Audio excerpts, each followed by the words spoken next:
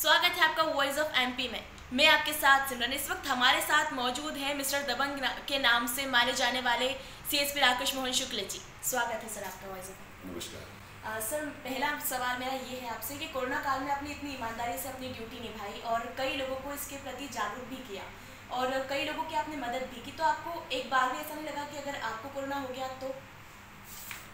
देखिए, जब आदमी कोई काम करता है तो उसको फिर परिणामों की चिंता नहीं रहती। जिस समय ये कोरोना काल शुरू हुआ था उस समय सबसे पहले पूरी पुलिस और प्रशासनिक अधिकारियों का यही सोचना था कि किस तरह से इसका फैलाव रोकें। अब पहले हम लोग बड़े खुश हुए, शुरू में 2 स्टेज तक पूरा नीमच जो है कोई एक भी पेशेंट नहीं आया था।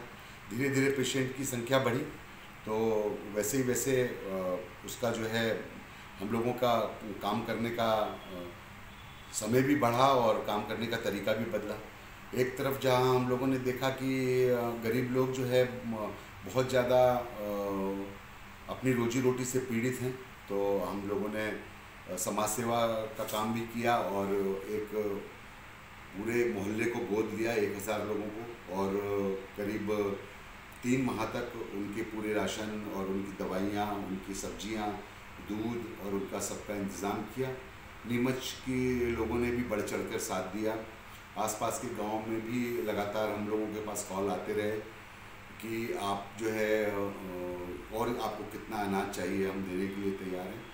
तो वास्तव में यदि आज मैं उस बात को स्मरण करता हूं तो आज तक हमको ये एहसास नहीं हुआ कि हमको भी कोरोना हो सकता है। और इसमें हमारे कई जो है निरीक्षक, कई हमारे कांस्टेबल पीड़ित भी हुए और भगवान की दया से स्वस्थ भी हुए। सर, जिले में आप सीनियर अधिकारी माने जाते हैं और आपकी पुलिसिंग पे कभी उम्र का असर देखने को नहीं मिला। आप बिल्कुल नौजवानों की तरह अपनी ड्यूटी निभाते हैं, तो इसका क्या राज है? देखिए, इसका एक ही राज है और वो हर व्यवसाय का है कि यदि आपको उस व्यवसाय में मज़ा आएगा तो आपको कभी भी समय का एहसास नहीं होगा। कभी भी आपको ये नहीं लगेगा कि कितने समय हो गया, कितने घंटे हो गए।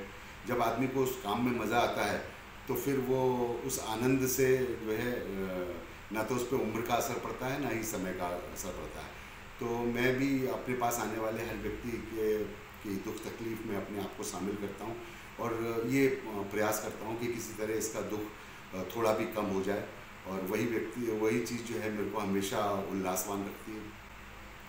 आपने नीमच और मंदसौर में काफ़ी लंबे समय तक अपनी सेवाएं दी, तो इस बीच में कितने अपराध मुख्य देखने को मिले?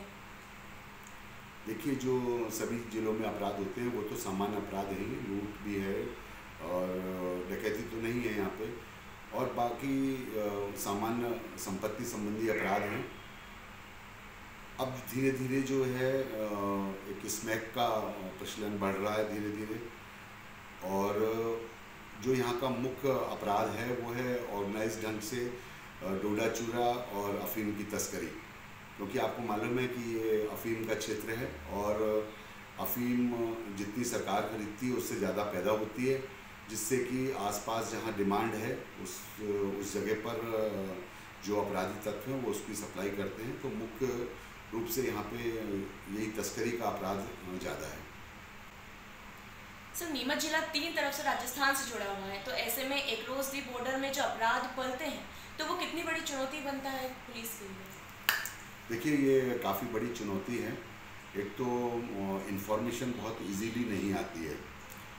पिछले दिनों काफ़ी बड़े बड़े प्रकरण हुए, 50 किलो अफीम, 25 किलो अफीम, 30 किलो अफीम, डोडे चूरे के भी बड़े बड़े केस हुए। लेकिन यहाँ पे सबसे ज़्यादा मुश्किल काम रहता है इंफॉर्मेशन निकालना, और इंफॉर्मेशन निकालने में के बाद जो अपराधी हैं वो भी काफ़ी सफल होते हैं, काफ़ी सक्षम होते हैं और वो बड़ी महंगी गाड़ियों का इस्तेमाल करते हैं।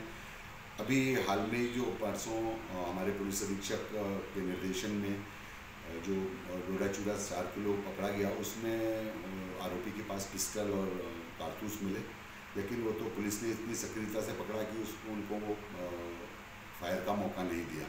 तो ये यहाँ मुख्य चुनौती है, तो मुखबिरी का आना और दूसरा उनको पकड़ने के लिए सही ढंग से प्लान करना। सर कई बार देखने को मिलता है कि शहरों में मनचले युवक युवतियों को परेशान करते दिखते हैं, तो ऐसे में पुलिस उनके खिलाफ क्या एक्शन प्लान बनाती है? देखो सिमरन कि अभी जो पुलिस का मुख्य स्ट्रेस है या मुख्य काम है और मुख्य रूप से हम लोग जिस बारे में सचेत हैं वो है बालकों के प्रति हिंसा और महिलाओं के प्रति जो सम्मान की भावना है। और उसके लिए हम लोगों ने लगातार यहाँ पे आंदोलन भी चलाए हैं, हमारे पुलिस मुख्यालय के भी निर्देश हैं। तो इस समय महिलाओं की सुरक्षा और सर्वोच्च प्राथमिकता पर ली जा रही है और हम बाकी लोगों से भी आह्वान करते हैं कि महिलाओं का सम्मान करें और यही एक सच्चे हीरो की पहचान है। सर आने वाले समय में अफीम तोड़ होना है, तो ऐसे में अफीम लूट की वारदातों को किस तरीके से आप रोकेंगे? उसके लिए हमारे पुलिस अधीक्षक श्री सुमित वर्मा साहब ने एक मुहिम भी चलाई है। सभी टीआई जो है इनकी अफीम काश्तकारों की बैठक ले रहे हैं। जहाँ जहाँ पर भी हमें सुरक्षा संबंधी कुछ चूक लग रही है वहाँ पर हम उनकी रात में प्रोटेक्शन भी कर रहे हैं। और अफीम लूट की तो वैसे कोई घटना पिछले कई दिनों से कई सालों से नहीं हुई है, लेकिन फिर भी जो चोरी की घटनाएं होती हैं उसको रोकने के लिए पुलिस का समुचित बल लगाया जा रहा है। सर एक तरफ लोगों को पुलिस के लिए भारी नाराज़गी देखी जाती है लोगों में, और ऐसे में आपका अभी जन्मदिन हाल ही में जन्मदिन मनाया गया, तो वो जन्मदिन को देख के ऐसा लगा ही नहीं कि किसी पुलिस अधिकारी का जन्मदिन हो, मानो ऐसा लगा जैसे किसी राजनेता का जन्मदिन मनाया गया। तो आपको कैसा लगा?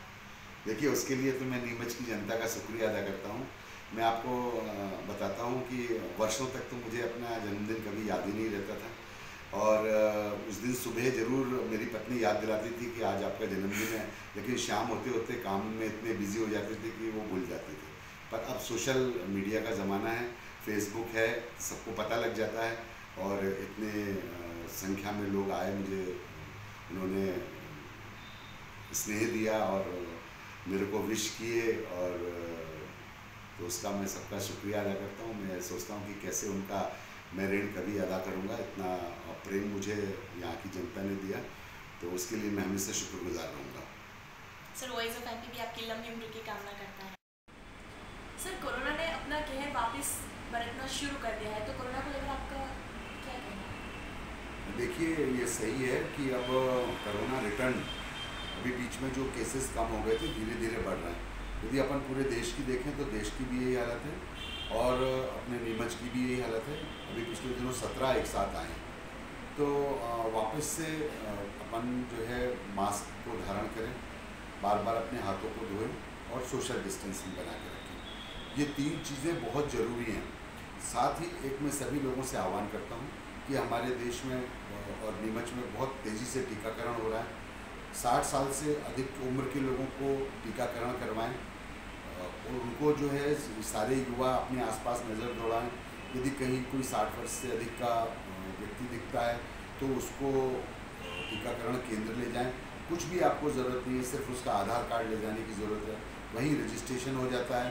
और मैं कहता हूँ कि ये प्रभु की तरफ से एक आपको मौका मिला है कि आप जो है पुण्य कमा सकते हैं और अपने मन में आपको सुकून भी आएगा कि मैंने कुछ देश के लिए काम किया। तो ये सब चीज़ें हैं। आप एक रोको टोको अभियान भी अपन चला सकते हैं कि हर व्यक्ति से हम ये रिक्वेस्ट कर सकते हैं कि भाई आप मास्क लगाएं, क्योंकि अब ये जो स्ट्रेन है जो दोबारा है वो बहुत तेज़ी से बढ़ता है। तो इसके लिए यदि हम अभी से सभी लोग अवेयर हो जाएंगे तो निश्चित रूप से हम इस कोरोना पर विजय प्राप्त कर लेंगे। शुक्रिया। इस वक्त थे हमारे साथ CSP राकेश मोहन शुक्ल जी। तो ये थी हमारी इस वक्त की अपडेट। ऐसे ही आगे के अपडेट्स के लिए बने रहे हमारे साथ वॉइस ऑफ एमपी पर। जय हिंद, जय भारत।